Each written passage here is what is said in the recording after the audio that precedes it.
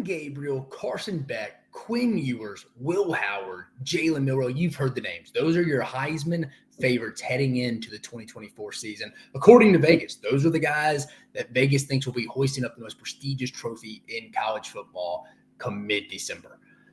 But guys, I want to talk about the guys who have lower odds that do not play the quarterback position from the Southeastern Conference. That I think, not saying they are, I wouldn't even bet it. I don't even know if I'd bet some of you guys money on this. It's just good discussion. That's what I want to bring it up. But I want to talk about the guys who have low odds that play other positions on offense and defense. Now, as we all know, like I mentioned, very slim chance of any of these guys winning the Heisman Trophy, except maybe one would maybe make sense. We'll talk about him. But Devontae Smith was the last non-quarterback to win the Heisman Trophy. And as you know, that wasn't that long ago. But after that, the only 9 quarterbacks to win the Heisman, not the SEC, to win the Heisman since 2005 have been Reggie Bush in 2005, Mark Ingram in 2009, and Derrick Henry in 2015. So outside, unless you're an Alabama guy, Alabama running back or wide receiver, I don't know. Again, 3 guys have done it since 2005. 3 guys have won the Heisman Trophy that have not been quarterbacks since 2005. Not good odds, guys. But again, welcome to the SEC Unfiltered platform. I am your host, Dave Shumate, longtime SEC personnel guy, coming at you now, like I said, from the SEC Unfiltered platform. But before we get into this segment, I'm actually pretty fired up for this segment. I'll be honest with you. I was fired up putting this one together. This isn't me saying this is who's going to win it. It's just breaking down who I think when you factor in their situations, quarterbacks, other weapons around them that could take away some carries or receptions. I want to talk about that realistically. Then defense, who can make an impact, who on the back end. Remember, it's a secondary game now, guys. Some guys can collect interceptions a lot easier now. It's a vertical, horizontal passing game now. But at the end, I'll give you my true Heisman pick. I'm going to give you my true Heisman pick at the end. But let's get started, guys. But as first, though, we got to pay some bills. We got to pay some bills before we get started. But, guys, if you go to MYBOOKIE.ag, if you're into Major League Baseball bet right now, and college football is right around the corner, guys, week zero, not trying to hype up another conference, but Georgia Tech, Florida State, it could be a first game you bet on. But if you're waiting for week 1, why not Clemson, Georgia, and why not on that Sunday night matchup, USC, LSU for it. But if you are betting with our guys over at MYBOOKIE.ag, use code SECU at sign up to receive a special welcome offer on your first deposit, guys. I encourage you to go, man. They do a phenomenal job. That is who I lay my wagers with. But let's get to it. So let me preface it again. This is not who I think it is before I know the comment is going to be. And I'm going to give you my Heisman pick at the end. But on offense, I mentioned this is the guy I think's in the leader house, and I think there's a gap between him. Luther Burden, wide receiver from Missouri. I think he's the hands-on favorite out of the 9 quarterbacks in the SEC. Right now, he's plus 8,000, according to Vegas Insider, to win the Heisman Trophy. There's only 2 non-quarterbacks ahead of him. Quinshon Judkins, the running back from Ohio State, who SEC fans should be familiar with, came over from Ole Miss, and Travis Hunter, dual threat guy, plays on both sides, wide receiver, and in the secondary as well for Deion Sanders and the Colorado Buffaloes. So those guys in Luther Burden are your top 3 kind of non-quarterbacks that could get some action. I mean, I think Luther Burden has a decent shot if it's not. I'd give higher odds than Quinshon Judkins or Travis Hunter. I'd give Luther Burden higher odds than those 2 because Quinshon's going to share carries with Travion Henderson. And it'll be interesting with Travis Hunter. But Travis Hunter, probably Luther Burden. But again, I don't think Colorado's going to be good enough. But Luther Burden, they're going to line him up inside. They're going to line him up outside in the backfield, potential wildcat. Kirby Moore, the offensive coordinator at Missouri, and Eli Drinkwitz are going to get him the rock. They force-feed it. I was watching film the other day. It was the Georgia and LSU game. Or their first series, I think they went and scored to Luther Burden at Georgia. But in the LSU game, they're just moving him all over there. So they're going to feed him the rock. That's why I think he's the hands-on favorite out of the 9 quarterbacks. But again, then there's a gap. There's a gap for sure. Now, second, I mentioned we're the last 2 guys. Derrick Henry and Mark Ingram for the last 2, and Devontae Smith, 3 in a row. Alabama guys, why not go back to that well, baby? Justice Haynes, I know he didn't get the primary carries last year, but the 5'11", 205-pounder showed off his stuff a little bit against Michigan in the Rose Bowl. Now, he's going to share some carries with Jam Miller, but I actually think Justice Haynes could be the best pure running back they've had at Alabama in a couple of years. Again, I think Alabama's running back room is going to be better this year. I mean, that's no offense to Roydell Williams or Jason McClellan, but I think Justice Haynes and Jam Miller are going to be the ceiling, the upsides there for most of those guys. And I think Justice Haynes could be that guy that can win at all three levels. I think he could be that guy that shows the ability to have phenomenal vision, get skinny through the hole, make the linebacker miss second level and go for a home run threat. I think he can catch some balls out of the backfield. I think you're going to see that with Kalen DeBoer's offense with Jalen Milroe. I think Justice Haynes, I think that's a I would feel decent out of a running back, any running back in the SEC with him. Maybe Trevor Etienne would be in that, but I feel good about Justice Haynes because of the offense he's coming into and just the player he is. And I think he's going to get a lot of catches in the Kalen DeBoer offense. Second, we're staying in Tuscaloosa, guys. We're staying at the Mal M. Moore facility. We're going Kendrick Law, wide receiver, Alabama. Some people may not know who he is outside Tuscaloosa. Explosive player. Remember, Heisman now. And some Ole Miss fans may not like this in the future, but it's why I left Trey Harris off. He's more of a big body possession guy. Also, he's going to share some receptions with Juice Wells, Jordan Watkins, guys like that. But I think Kendrick Law is going to be an explosive player, versatile. They'll line him up in the backfield in the slot on the outside, similar to how Missouri uses Luther Burden. And Kalen DeBoer's already raved about Law having a phenomenal offseason. They hit up 23.6 miles per hour on the GPS, a 450-pound bench guy. You go see pictures of him. He's gotten a lot thicker across the board. His upper body and lower body. He's a well put together kid now. I could see him if he takes the next step. Not saying he's going to win it all, guys. Hear me out in the comments. But I think if there was a guy, I think he can be utilized correctly. And I think he's going to be a guy that's going to take that next step in a position for Alabama that they need a true number one guy. And I think he could be that guy. Hey, I ruined the surprise for you a little bit earlier, Georgia fans. Trevor Etienne, he's probably my favorite running back heading into the 2024 season from the SEC. Can catch the ball out of the backfield. I think you need that explosive play. I think I love Montrell Johnson, the running back at Florida, but I think they're going to miss Trevor Etienne's home run ability. Remember, explosive plays, guys. I mentioned it about Kendrick Law. That's what's going to win a Heisman Trophy in today's game if it's not a quarterback, if you're a skill guy.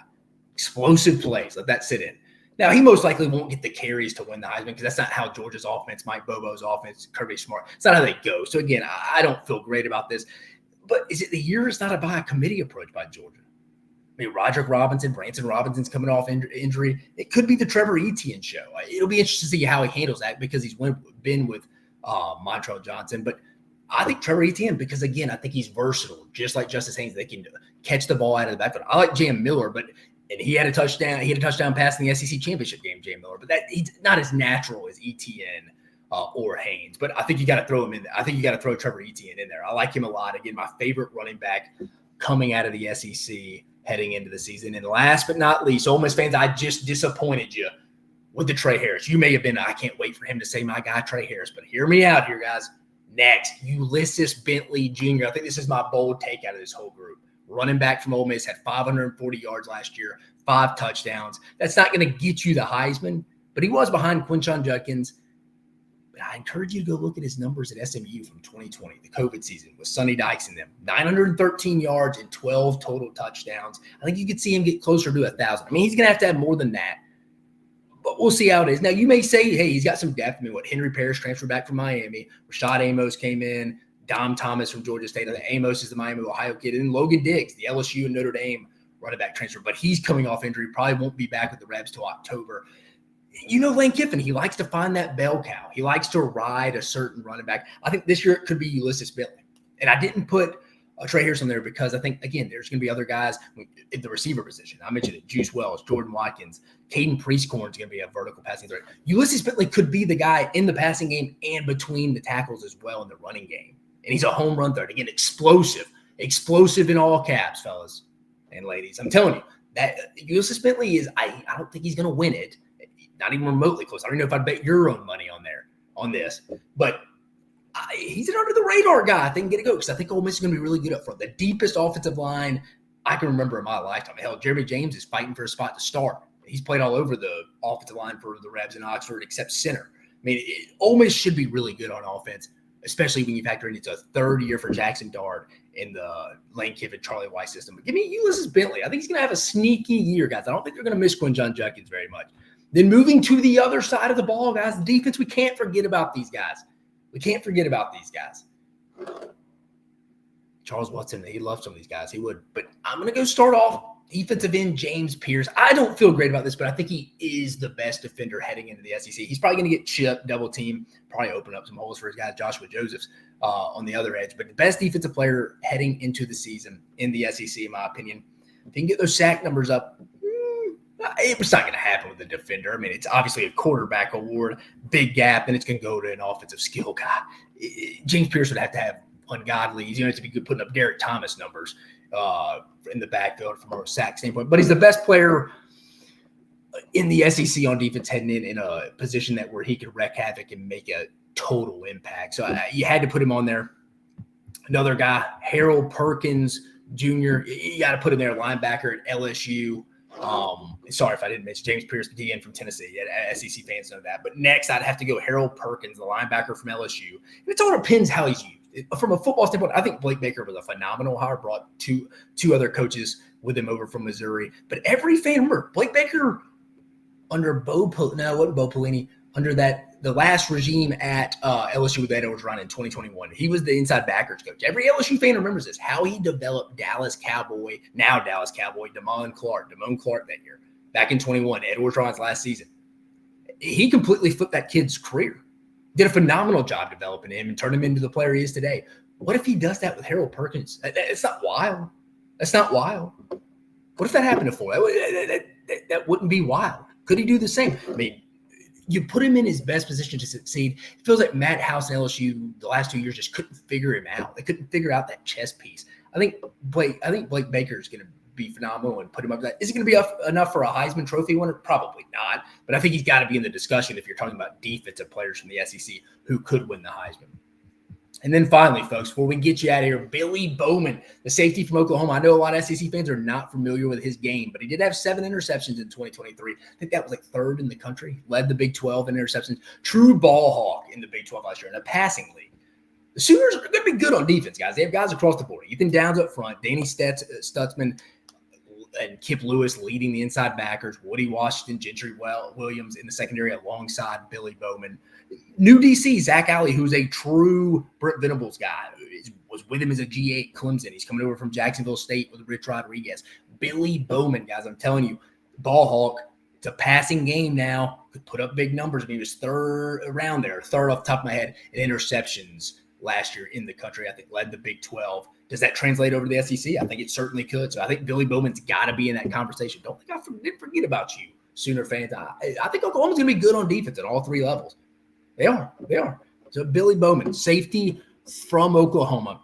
And guys, I named them all for you before I give you my actually Heisman Trophy. So starting on offense, Luther Burden. I think then there's a gap between him and the defenders too. Luther Burden probably is the most legitimate chance to win the Heisman Trophy, in my opinion, of any non-quarterback in the SEC, and probably non-quarterback in the country, in my opinion, just the way Eli Drinkwitz and Kirby Moore use him. Then Justice Haynes, running back from Alabama. Kendrick Law, wide receiver from Alabama. Trevor Etienne, running back from Georgia. Again, my favorite back heading into the league. And then Ulysses Bentley's probably my under-the-radar pick. I think he gets back to his 2020 SMU days. Ponies up, baby. Pony up. And then on defense, James Pierce, defensive end from Tennessee, probably best defender heading into the league. He's got to get Derek Thomas numbers to get that. Harold Perkins, I think Blake Baker goes back in time to 2021 and gets the most out of Harold Perkins. Where LSU fans remember Damone Clark, Dallas Cowboy now. He should thank Blake Baker a lot. And then Billy Bowman led the Big 12 in interceptions last year. Can that translate over this year? And for my true Heisman pick, you had to stay. You had to stay the whole time, folks. You had to stay the whole time to get this. You're not getting this anywhere else. But I'm going to go Jackson Dart, quarterback Ole Miss. I pissed the Ole Miss fans off not putting Trey Harrison. But you know what? I added Ulysses Bentley. Jackson Dart, I mentioned it. Third, I put a little teaser spoiler in there for you. 3rd year in the Lane Kiffin, Charlie Weiss system. Weapons all over. Deepest offensive line I can remember in my lifetime for Ole Miss. Just boodles of depth on the system. I think they're going to own the middle of the field with Caden Prescorn, weapons on the outside. Going to use our boy Ulysses Bentley in the passing game. And watch out for Jackson Dart's legs as well. I think Jackson Dart is a true, wouldn't say under the radar because he has odds. I mean, I feel good about this. I feel really good about my Heisman pick. I'm probably going to go put some money on this. And guys, before we get out of here, don't forget, go put money on Jackson Dart with our guys from MyBookie. Go to mybookie.ag and use code SECU and put that money on Jackson Dart. I would bet your money on this. I wouldn't bet my money on any other guys outside of Luther Burden, guys. But I hope you enjoyed this segment. Again, I'm not predicting any of these guys to win the Heisman Trophy. If anybody out of this, obviously, I said Luther Burden and Gap. The rest of them, though, I'm kind of proud of the old Ulysses Bentley Jr. pick. And honestly, I feel really good about Jackson Dart actually winning the Heisman this year. Because I think that's something Lane Kiffin would like to have on his resume when he retires as a play caller and a head coach. But guys, that'll be it for us. I hope you enjoyed this segment. Again, I'm your host, Dave Shumate, longtime SEC personnel guy, coming at you here from the SEC Unfiltered platform, guys. Don't forget, like, subscribe, hit the notification bell, guys. It's SEC content coming at you 24/7, 365. I know football is just around the corner, but we cover all sports as well. But, guys, I appreciate you joining us. You have a phenomenal evening.